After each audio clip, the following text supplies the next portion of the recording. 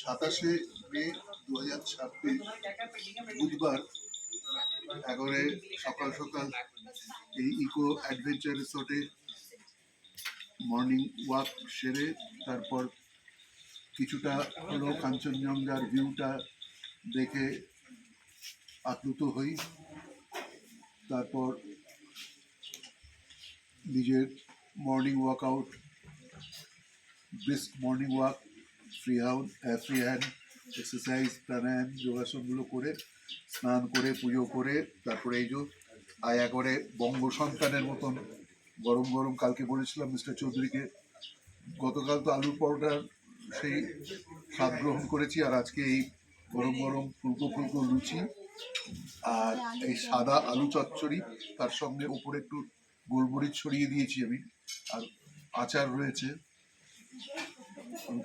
আমার নাতি মহারাজজিও চলে এসছে, ওর মা আর আম্মু আসছে, ওরা এবার প্রাতরাশ সেরে আসছে আমাদের বেলা 11টায় ইকো অ্যাডভেঞ্চার রিসর্টকে আজকে বাই বাই করে আমরা ডেভিটি গার্ডেনকে বাই বাই করে সাউথ সিকিমে থেকে আমরা আবার চলে যাব গ্যাংটকে আমরা আবার 3টে রাত্রি বাস।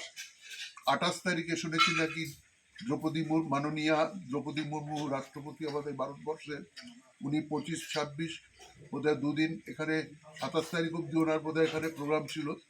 তো কালকে একজনকার কাছে জানতে পারলাম যে 28 তারিখ নাকি ওটা আমাদের জন্য খুলে যাবে, নাতুলা পাস যাওয়ার জন্য। এবার যদি খুলে যায় তাহলে আমরা ভাগ্যবান মনে করব, সেটা নাতুলা পাসে গিয়ে একটু বরফের ভিউটা নিতে পারবো।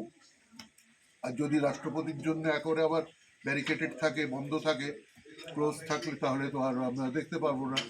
আমাদের মোটামুটি 30 তারিখে এখান থেকে কলকাতা উদ্দেশ্যে শিলিগুড়ি এনজিপি হয়ে আমাদের যাত্রা, ফিরে যাওয়ার যাত্রা।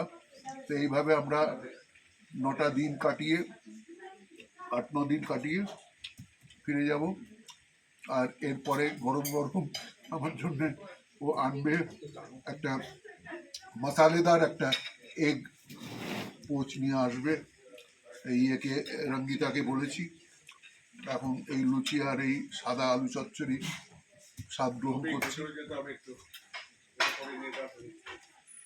খুব ভালো, থ্যাংক ইউ ভেরি মাচ।